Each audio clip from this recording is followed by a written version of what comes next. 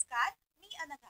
अन्नपूर्णेच्या वात्सल्य खुणा या आपल्या युट्यूब चॅनलमध्ये तुम्हा सर्वांचं खूप मनापासून स्वागत. तर आज आपण गाड्यावर मिळते तशी चमचमीत सगळ्यांची आवडती अशी कच्ची दाबेली कशी बनवायची हे पाहूया.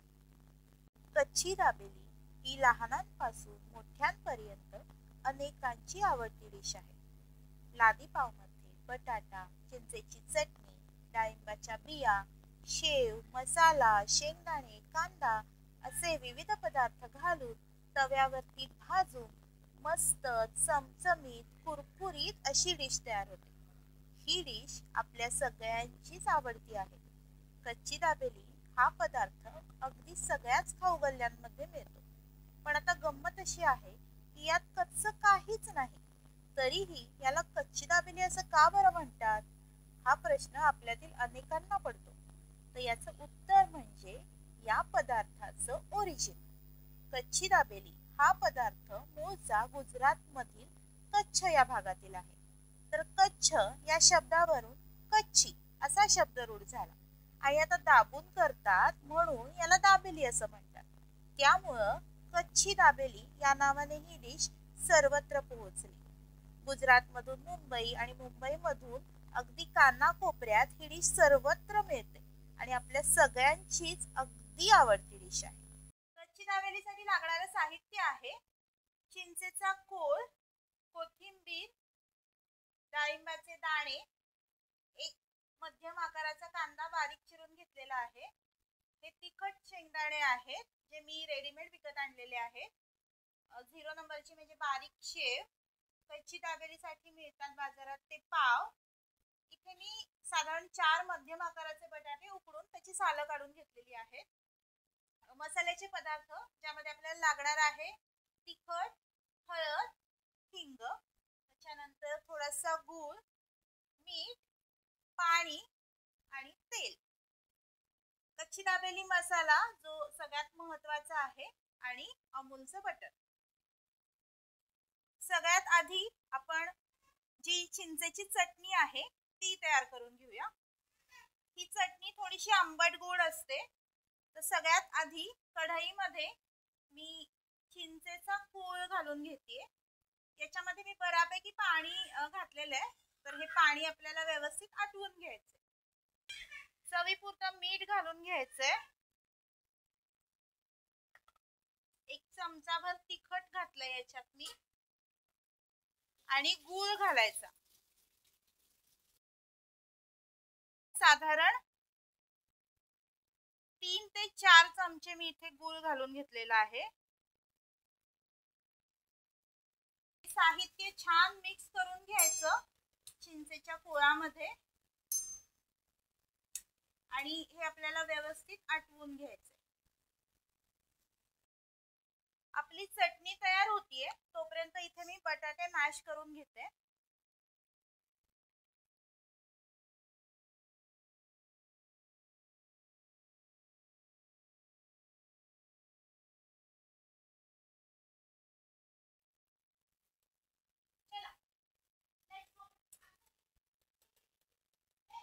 इथे आपली चटणी तयार आहे, ही व्यवस्थित आटली आहे. तर आपण गॅस बंद करूया. एका पॅन मध्ये मी साधारण 1 चमचाभर तेल गरम करून घेते.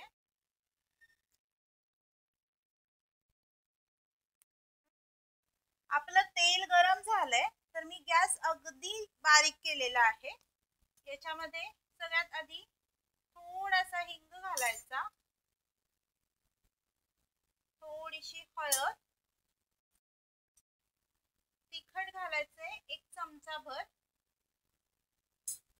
हे सगळे मसाले तेलावरती व्यवस्थित परतून घ्यायचे. गॅस बारीकच ठेवायचा, मोठा करायचा नाही, नाहीतर आपले मसाले करपू शकतील. 2 मिनिटं मी तेलावरती हे मसाले परतून घेतलेले आहेत. याच्यामध्ये मी मोठा म्हणजे आपला पोहे खाण्याचा जो चमचा असतो, पोहे खाण्याचा 2 चमचे मसाला, दाबेली मसाला मी याच्यात घालून घेतलेला आहे. तुम्ही कुठलाही दाबेली मसाला याच्यामध्ये घालू शकता.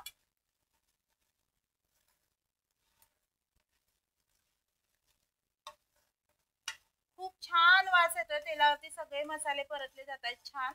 1-2 मिनिटं व्यवस्थित मसाले तेलावरती परतून घ्यायचे. यामध्ये मी आंबटपणासाठी साधारण 2 मोठे चमचे चिंचेचा कोळ म्हणजे चिंचेची चटणी होती आपण आता करून घेतली ती घातलेली आहे मी. परत एकदा मिक्स करायचं छान.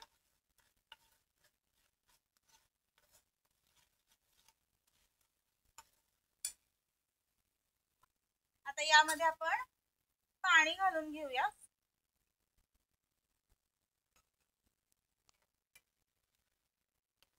साधारण अर्धी वाटी पाणी मी याच्यात घातलेलं आहे. हे सगळे मसाल्याला छान आपल्याला उकळी काढून घ्यायची आहे. छान याच्यात आपल्याला ते शिजवून घ्यायचे. आपले हे मसाले छान पाण्यामध्ये व्यवस्थित आटलेले आहेत. आता याच्यामध्ये आपण चवीपुरतं मीठ घालूया. साधारण 1.5 चमचा मीठ घालून घेतलं याच्यामध्ये.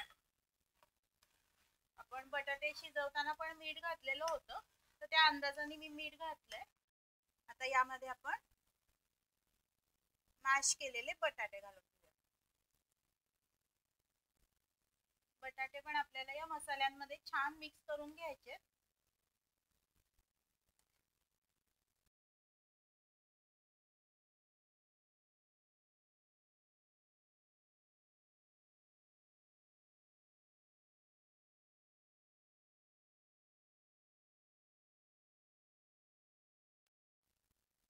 हा मसाला आपण छान स्मॅश करून घेतलाय. तुम्ही इथे पावभाजी मॅशरचा पण वापर करू शकता. व्यवस्थित सगळा बटाटा आपल्याला एकजीव करून घ्यायचा होता मसाल्यामध्ये. तर छान मसाला आपला तयार झालेला आहे. हे असं उपीट किंवा शिरा हा कसा कन्सिस्टन्सीला असतो कारण ते आपल्याला पावामध्ये पसरवता आलं पाहिजे इतपत ते आपल्याला ठेवायचं. फार काही याला शिजवायचं वगैरे नाहीये कारण आपण ऑलरेडी बटाटा शिजवून घेतलेला आहे आणि मसाले पण छान पाण्यामध्ये आपण उकळून घेतलेले होते त्यामुळे सगळं व्यवस्थित शिजलेलं आहे. फक्त हे एकदम व्यवस्थित एकजीव झालं की आपण गॅस बंद करून टाकायचा. तर इथे छान मिक्स झालाय आपला मसाला. मी गॅस बंद करते. हे मिश्रण आपला जो मसाला होता तो मी एका प्लेट मध्ये असा पसरवून घेतलाय. हाताने थोडंसं प्रेस करून घेतलंय. आता ह्याच्यामध्ये आपण बाकी सगळ्या गोष्टी घालून घेऊया. वरून आपण कांदा पसरवून घ्यायचा.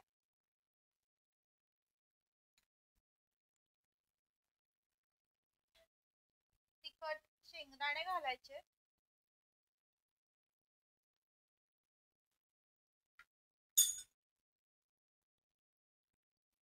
डाळिंबाचे दाणे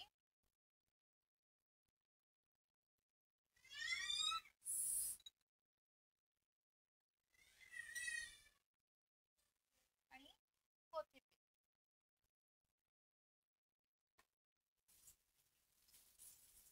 आणि हे थोडंसं असं चमच्याने याच्यामध्ये मसाल्यामध्ये असं प्रेस करून घ्यायचं.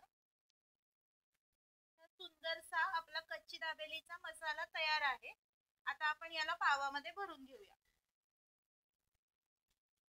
इथे मी पाव घेतलेला आहे तर त्याला आपल्याला पॉकेट सारखं कट करून घ्यायचंय. म्हणजे मी हा अशा पद्धतीने धरतीये. इथून आतमध्ये एक चीर पाडतीये मी आणि इथेपर्यंत. सो हे असं उघडल्यानंतर असं पॉकेट तयार व्हायला पाहिजे. अशा पद्धतीने मी पाव कट करून घेतलाय. आता सगळ्यात आधी आपल्याला काय करायचंय आपण जी चिंचेची चटणी बनवली होती ती आपल्याला आतमध्ये पावाला अशी दोन्ही साइडनी लावून घ्यायची आहे. म्हणजे ह्याचा गोडवा पावामध्ये सुद्धा उतरतो आणि छान चव लागते. अशी मी दोन्ही साइडला चिंचेची चटणी लावून घेतली आहे. आता मी हा दाबेली मसाला घेतलाय आणि हा याचा पावामध्ये भरून घेते. व्यवस्थित भरपूर असा दाबेली मसाला इथं भरायचा आहे आपल्याला. अजिबात कंजूसी करायची नाही. याच्यामध्ये वरून मी थोडासा कांदा तिखट शेंगदाणे एक 2-3, थोडेसे डाळिंबाचे दाणे असे मी आत व्यवस्थित भरतीये आणि हे पॉकेट असं बंद करते.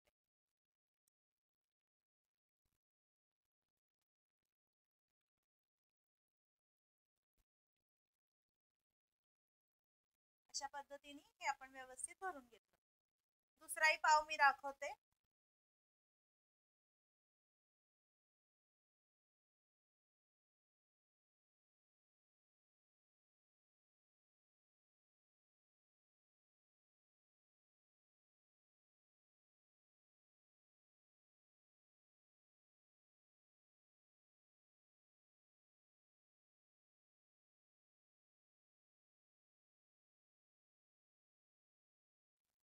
इथे मी डोशांचा जाड बेसचा तवा गॅसवरती गरम करून घेतला होता. तो व्यवस्थित गरम झालाय.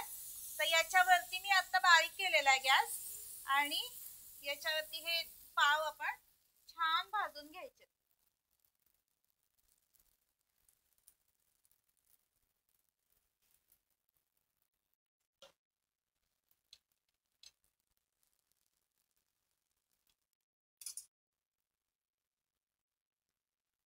दोन्ही साईडनी याला बटर लावायचं आपल्याला आणि दोन्ही साईडनी छान पाव भाजून घ्यायचे. खरपूस असे पाव आपल्याला इथे भाजून घ्यायचे.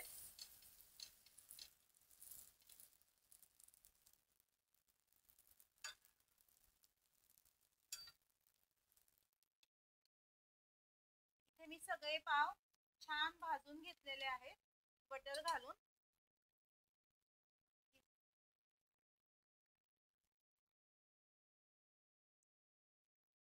आता हा पाव आपल्याला असा शेवेमध्ये बुडवून घ्यायचा आहे.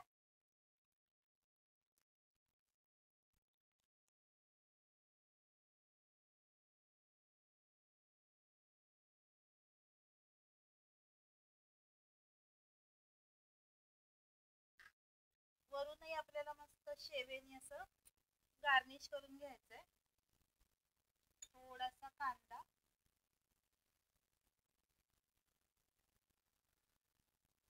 कोथिंबीर आणि डाळिंबाचे दाणे.